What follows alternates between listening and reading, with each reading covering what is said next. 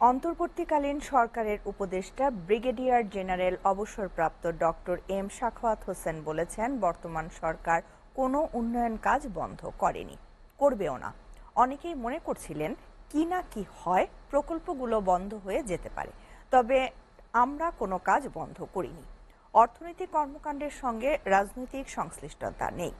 সোমবার দুপুরে 2 দিনের বিশেষ সফরে পটুয়াখালীর পায়রা বন্দর পরিদর্শনে এসে সাংবাদিকদের সঙ্গে আলাপকালে একথা বলেন নৌ পরিবহন মন্ত্রণালয় এবং বস্ত্র ও পাট মন্ত্রণালয়ের মাননীয় উপদেষ্টা ব্রিগেডিয়ার জেনারেল অবসরপ্রাপ্ত ডক্টর এম সাখাওয়াত হোসেন।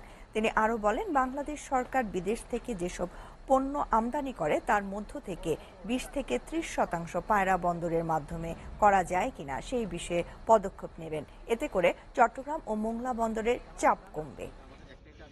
কোনো কাজ কিন্তু আমরা বন্ধ করিনি। কোনো একটা কারণে হয়তো অনেকে ভেবেছে কাজ বন্ধ হয়, কোনো কাজ বন্ধ হয়নি। এটা ইকোনমিক অ্যাক্টিভিটি।